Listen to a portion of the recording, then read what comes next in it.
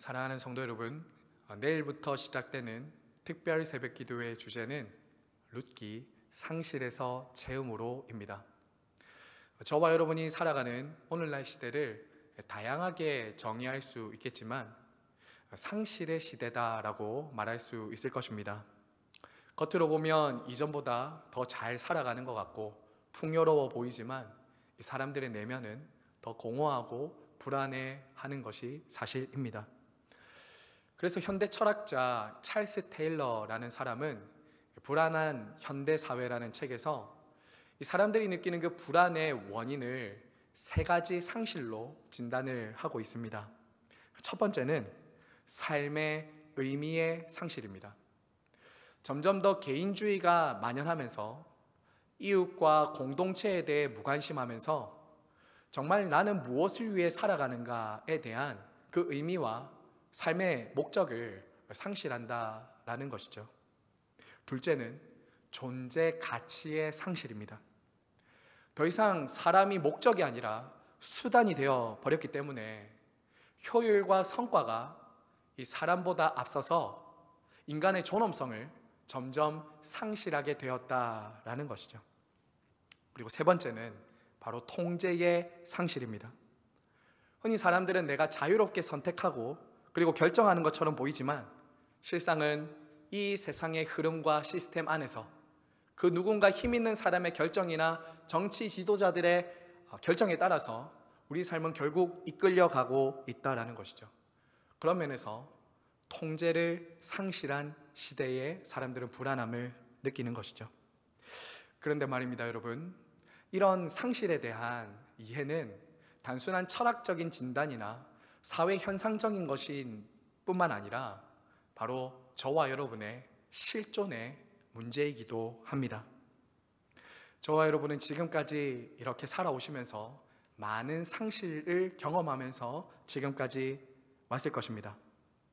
사랑하는 이를 먼저 떠나보내고 가졌던 것을 잃어버리고 건강을 상실합니다. 관계가 무너지기도 합니다. 또 재산과 직장을 잃어버리기도 하고 내가 꿈꾸던 꿈과 미래를 잃어버리는 그런 가슴 아픈 현실도 상실을 우리는 경험하게 되는 것이죠. 성도 여러분, 이처럼 상실은 누군가의 이야기가 아니라 바로 저와 여러분 우리 모두의 이야기다라는 것입니다.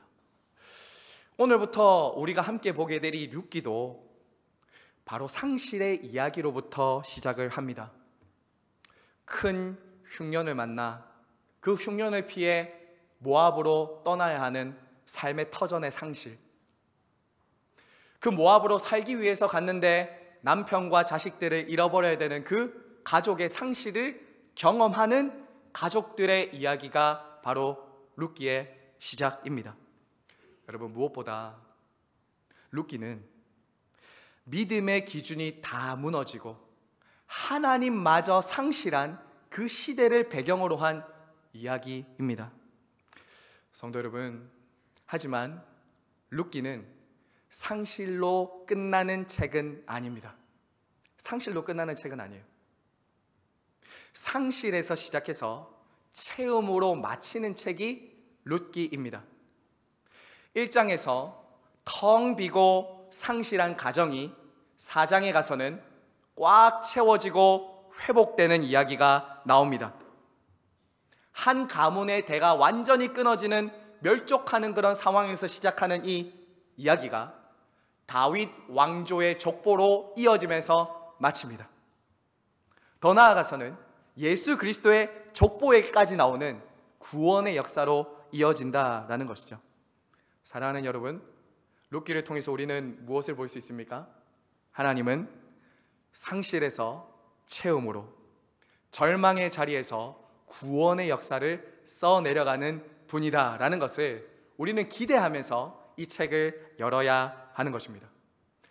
그러므로 오늘부터 시작되는 이 룻기를 통해서 하나님께서 어떻게 저와 여러분에게 있는 이 상실을 체험으로, 슬픔을 기쁨으로 바꾸어 가시는지를 우리가 믿음으로 기대하면서 저와 여러분이 가지고 있는 각자의 상실, 가정의 상실, 교회의 상실, 이 나라의 상실을 하나님께 맡기며 올려드리며 말씀으로 나아가는 저와 여러분 되시기를 간절히 바라고 소망합니다.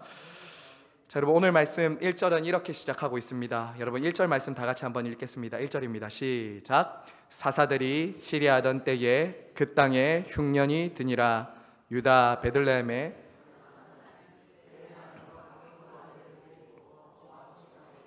거류하였는데. 자, 여러분 오늘 말씀은 이렇게 시작합니다. 사사들이 치리하던 때에. 룻기는 앞서 말씀드린 것처럼 사사들이 치리하던 영적인 암흑기에 시작이 됩니다. 여러분 사사시대를 한 문장으로 요약하면 이 한 절로 요약할 수 있습니다. 우리 사사기 말씀 한번 볼까요? 사사기 21장 25절입니다. 사사기 21장 25절 같이 읽겠습니다. 시작. 그때에 이스라엘에 왕이 없으므로 사람이 각기 자기의 소견에 오른 대로 행하였더라. 사사시대의 특징 한 문장으로 하면 이것입니다. 바로 왕이 없으므로 사람들이 자기 소견에 오른 대로 행하였더라. 자, 그런데 여러분 정말 사사시대에 왕이 없었습니까? 여러분 사사시대에 정말 왕이 없었을까요? 그렇지 않습니다. 왕이 있었습니다. 바로 그 왕은 여호와 하나님이셨습니다. 사사시대에도 여호와 하나님께서 왕이셨습니다. 하나님은 단 한순간도 이스라엘의 왕이 되기를 포기한 적이 없으십니다. 문제는 이스라엘 백성들이 그 왕이신 하나님을 왕으로 인정하지 않고 자기들이 살고 싶은 대로 자신의 소욕대로 자기 생각대로 살았던 시대가 바로 사사시대였다라는 것이죠. 사사시대는 철저하게 왕이신 하나님을 버리고 자기 생각, 자기 신념, 자기 욕망을 따라 살아가면서 살았던 시대가 사사시대였습니다.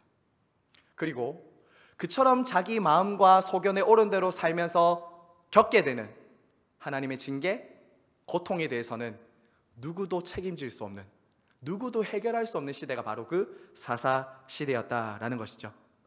자, 여러분 그런 사사시대에 오늘 흉년이 듭니다. 흉년. 여러분 이 흉년은 단순한 자연재해나 날씨가 바뀌어서 일어난 일이 아니었습니다. 지금 이스라엘 땅에 임하게 된 이 흉년은 하나님의 백성들에 대한 언약적 징계였습니다. 언약적 징계. 여러분 6절 말씀 보시면 이렇게 말하죠. 우리 6절의 중간 부분에 보시면 여호와께서 자기 백성을 돌보셔서 양식을 주십니다. 여러분 이것을 보았을 때 우리는 무엇을 알 수 있습니까? 지금 이스라엘 백성들 안에 임한 이 흉년은 단순한 자연재해가 아니라 우리가 사사기에서 볼 수 있는 그 악순환의 패턴 가운데 범죄한 이스라엘에 대한 하나님의 언약적 징계다, 하나님의 언약적 심판이다라는 것을 우리는 알 수가 있는 것이죠. 오늘 말씀은 이러한 흉년의 때에 자신들의 살 길을 찾아서 모압이라는 땅으로 가는 한 가정의 이야기가 나옵니다.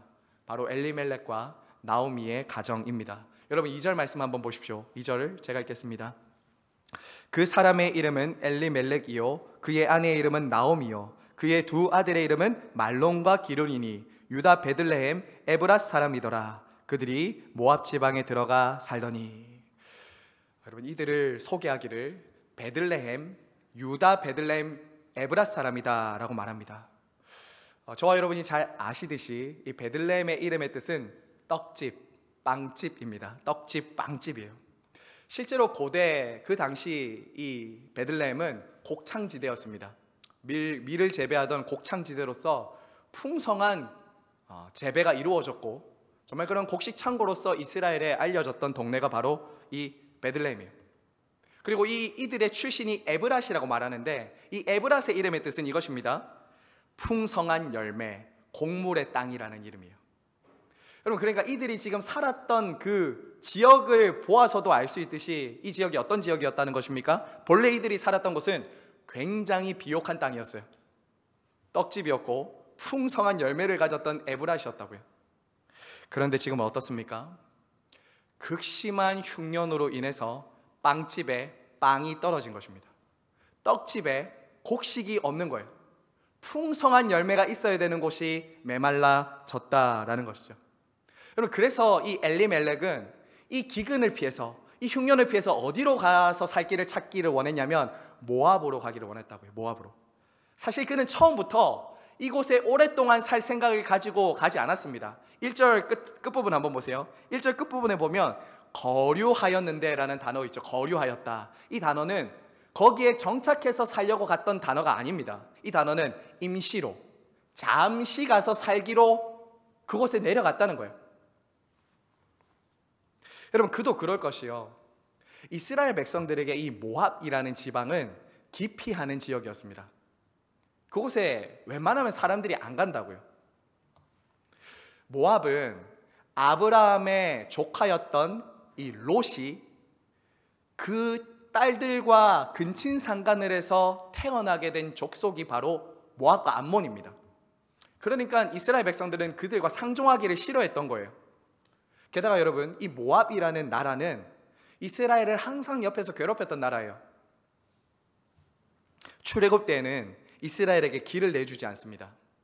그리고 심지어는 저주하려고 하고, 나중에는 이스라엘의 남자들을 모압 여자들이 유혹해서 죄에 빠지게 만드는 이런 잘못을 모압 사람들이 한다고요. 그래서 하나님은 뭐라고 말씀하시냐면 모압과 암몬은 여호와의 총회에 들어올 수 없다라고 할 만큼 꾸짖었던 민족이 바로 모압과 암몬이었습니다. 자, 그럼에도 불구하고 오늘 이 엘리멜렉 가족이 그런 기피하는 지역으로 가려고 했다는 것은 무엇을 보여주냐? 그만큼 인생의 벼랑 끝, 정말 고통스러운 위기가 그 가정에 찾아왔다는 것을 우리는 볼 수 있는 것이죠. 여러분, 이 엘리멜렉이라는 이름 있죠? 이 엘리멜렉의 이름의 뜻이 여호와는 나의 왕이시다라는 뜻이에요. 여호와는 나의 왕이시다. 자, 그런데 이름의 뜻과는 전혀 다른 현실이에요. 이름은 여호와는 나의 왕이시다인데 현실은 왕이신 하나님의 돌봄, 보호가 전혀 없는 비참한 고통과 아픔을 겪고 있는 것이죠. 사랑하는 여러분, 혹자는 이렇게 생각합니다. 그들이 모압으로 간 것부터가 잘못된 것 아니냐라고 이렇게 말하면서 이후에 일어나는 모든 이 가정의 불행을 모압으로 갔기 때문에 온 것이라는 것으로 다 해석을 하기를 좋아하는 것 같습니다. 사랑하는 여러분, 그렇게 하면 우리들의 속은 좀 시원할지 모르지만 룻기가 우리에게 정말 말해주고 싶어하는 그 본문의 의도와 룻기 전체의 핵심의 내용은 우리가 놓치게 되는 잘못을 범하게 됩니다. 여러분, 성경은 우리가 1장에서도 보았듯이 그들의 결정이나 선택을 정죄하지 않습니다. 정죄하지 않습니다. 그저 그들이 당하게 되는 불행과 상실이 얼마나 큰지를 보여주고 있는 것이죠. 그들이 그런 선택을 했던 것을 죄라고 말하지 않는다고요. 물론 우리는 그들의 결정을 긍정적으로 보고 칭찬할 수는 없지만 사사시대의 정황을 봤을 때 우리는 이해할 수 있습니다. 이해할 수 있어요. 모두가 다 그렇게 살아가고 각자가 살 길을 찾던 시대가 바로 이 사사시대였기 때문입니다. 모두가 다 그런 상실과 고통을 겪으면서 각자가 살 길을 찾아갔던 시대가 바로 사사시대였기 때문이죠. 그러므로 성도 여러분, 여기서 중요한 것은 이것입니다. 그가 옳았는가 틀렸는가가 아니라 사사시대처럼 그처럼 깊은 어둠의 시기에 상실과 고통을 겪고 있는 그 한 가정, 한 사람을 하나님이 외면하지 않으셨다. 이것이 훨씬 더 우리에게 주는 메시지다라는 거예요. 하나님은 그들의 실패와 상실과 고통 가운데 신실하게 간섭하시고 개입하셨습니다. 주 안에서 사랑하는 성도 여러분, 하나님은 어떤 분이십니까?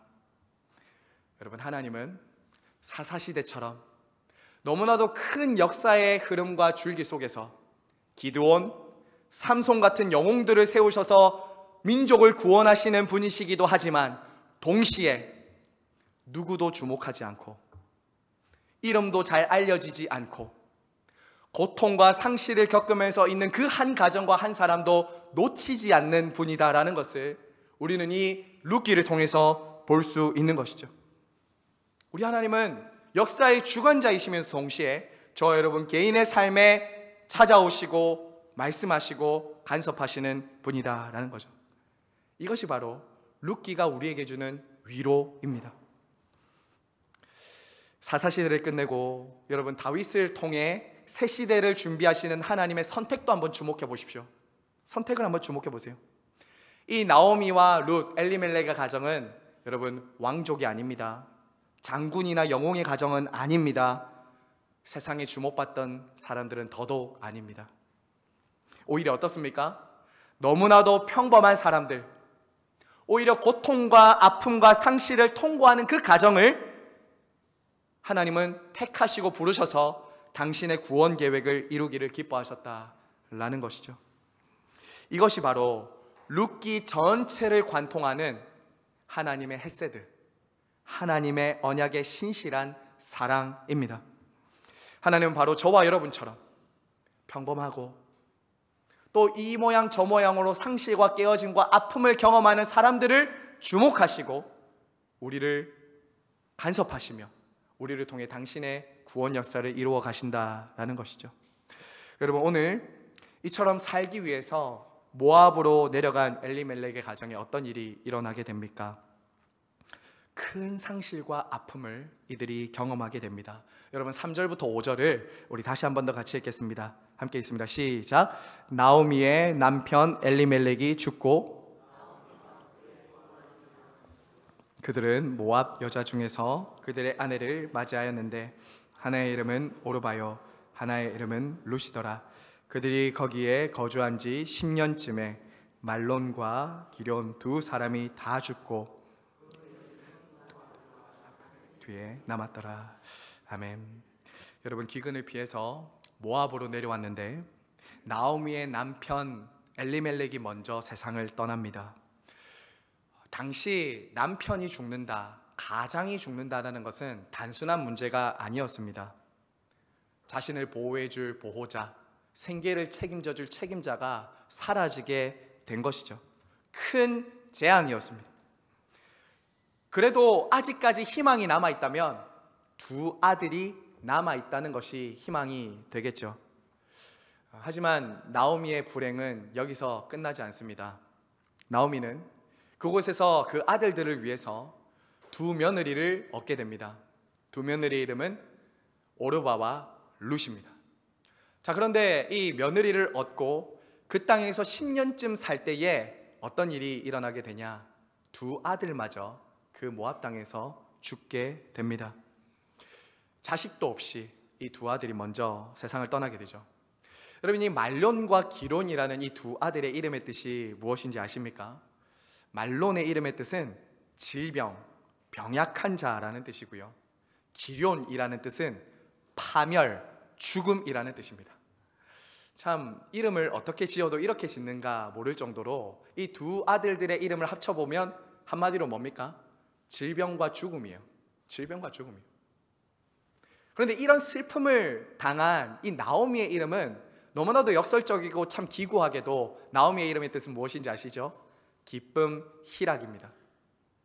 기쁨과 희락이라는 이름을 가진 나오미에게 말론과 기럨이라는 질병과 죽음이라는 두 아들이 죽게 됩니다. 참으로 기구한 인생 아닐까요?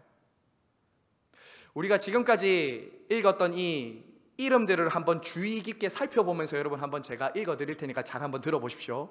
어떤 일이 지금 이 가정에 일어나고 있는지 한번 잘 들어보세요.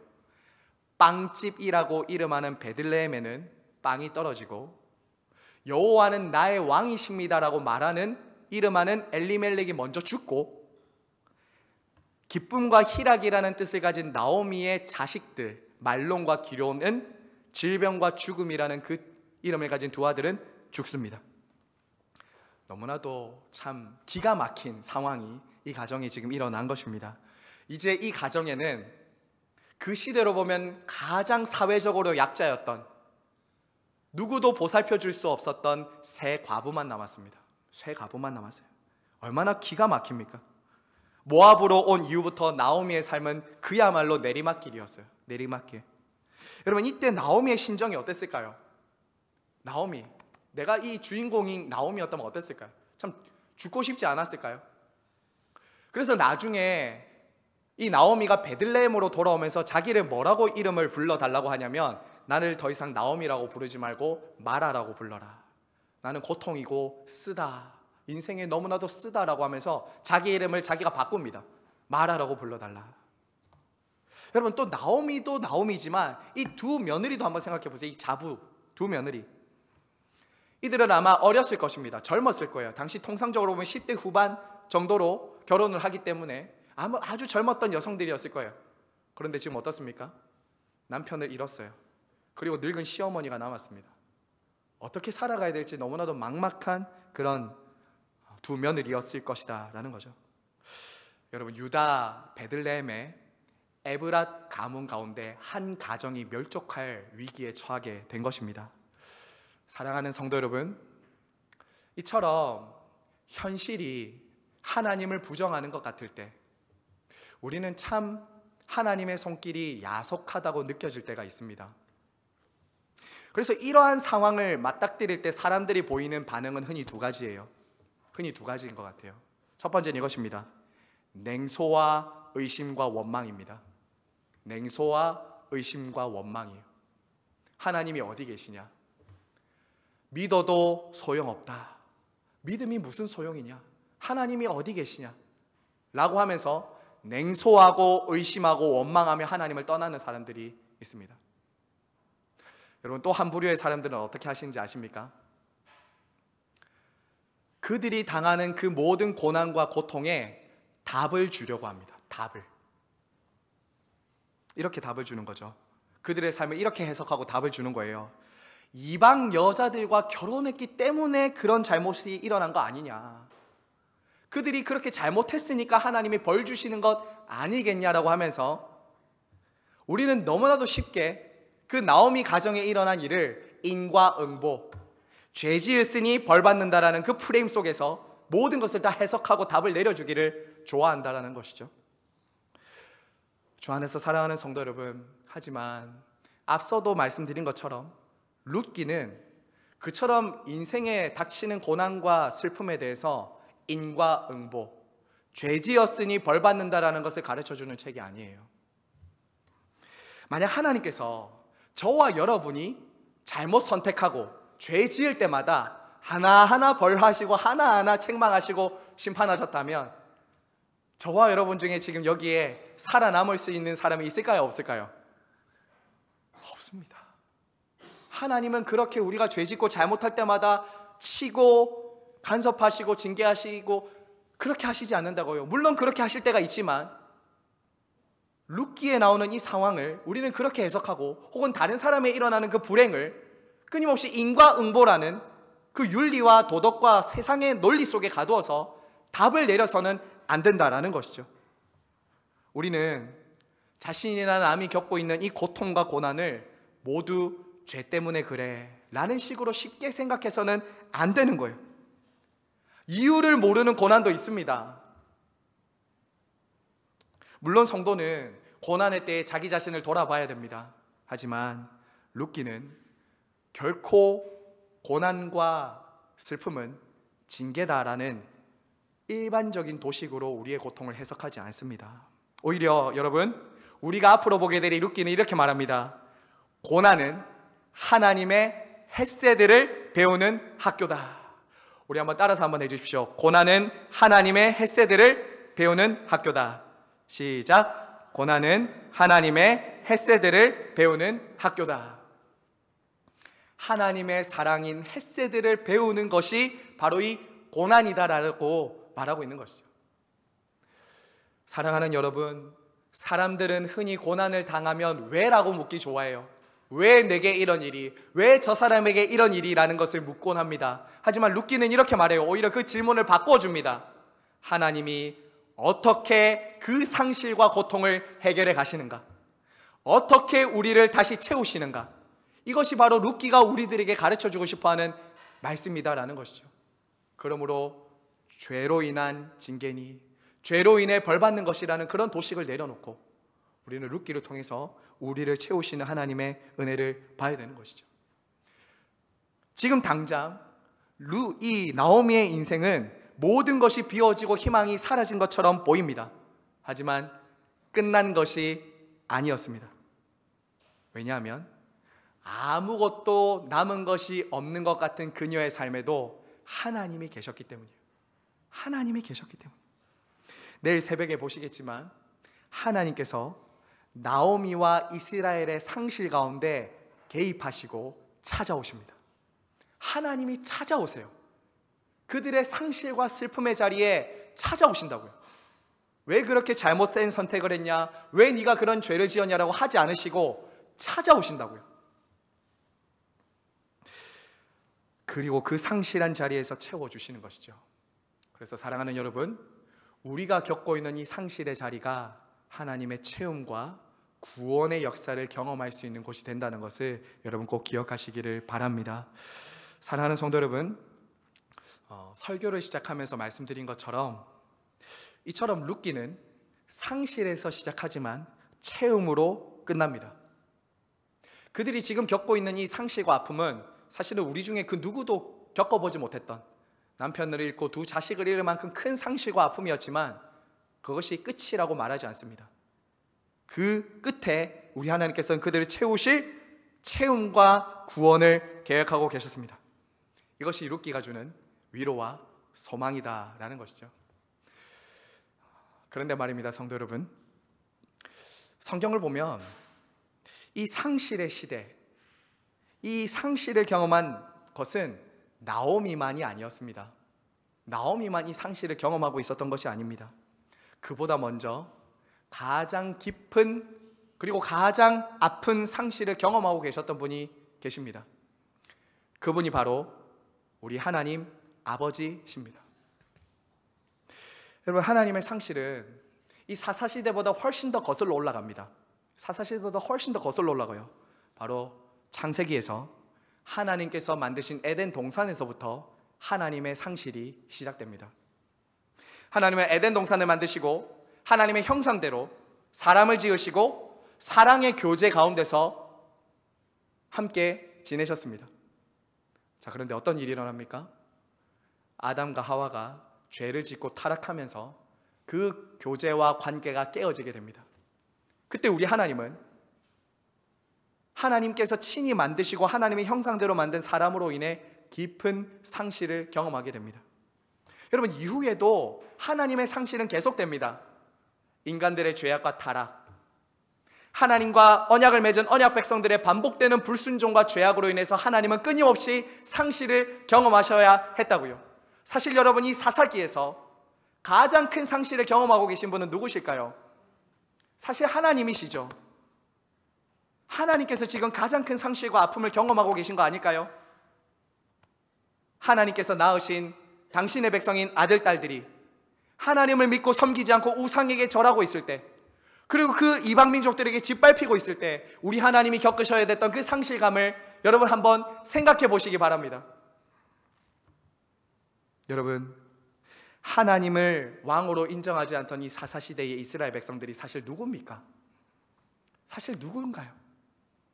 하나님께서 직접 애굽에서부터 구원하시고 홍해를 가르시고 수많은 민족들을 물리치시면서 약속의 땅으로 이끌고 오신 당신의 아들, 딸들이었습니다. 그런데 그들이 하나님을 떠나고 배반합니다. 하나님을 떠나고 배반해요. 여러분, 마치 탕자의 비유에 나온 탕자 둘째 아들처럼 아버지의 것을 가지고 아버지를 멀리 떠나 아버지의 것으로 흥청망청 살고 있는 거예요. 더 이상 아버지는 사랑의 대상이 아닙니다. 내가 필요할 때 필요한 것을 주는 도구에 지나지 않는다고요. 그 시대가 바로 사사시대이며 하나님 아버지가 느끼셨던 상실감이라고요. 여러분, 한번 생각해 보십시오. 하나님 아버지의 상실감, 여러분 한번 생각해 보세요.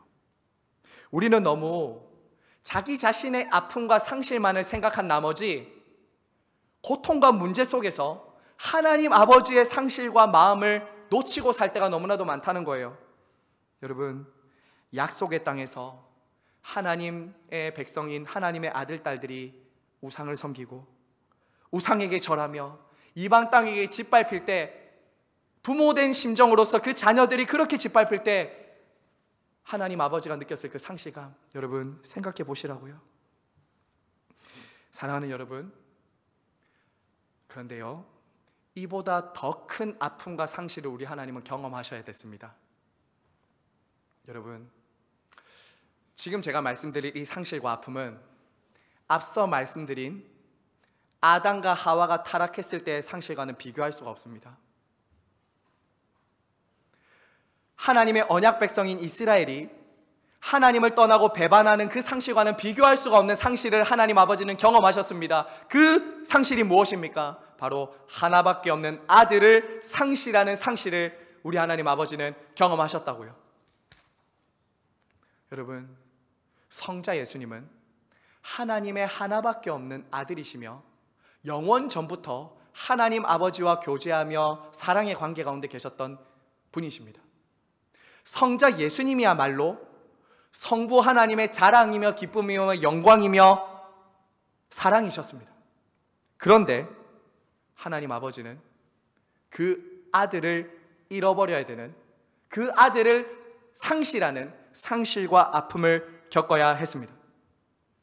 어떻게 해요? 당신의 아들을 십자가에 내어주십니다. 그 아들이 십자가에 못 박히는 그 고통과 상실을 성부 하나님은 그대로 감당하셔야 했다고요. 왜 그렇습니까? 바로 저와 여러분의 죄를 대신해서, 죄로 인해 인생들이 겪고 있는 도저히 채울 수 없는 그 상실을 채우시기 위해서, 그리고 저와 여러분을 구원하기 위해서 하나님은 그런 아픔과 상실을 경험하셔야 했던 것이죠. 여러분, 우리가 오늘 읽은 이 룻기에 나오미 가정에 임한 이 상실에 대해서는 이유를 찾으려면 찾을 수도 있습니다. 그렇지 않습니까? 저와 여러분이 이 나오미의 가정에 일어나는 이 상실과 아픔, 고통의 이유를 찾으려면 찾을 수가 있어요.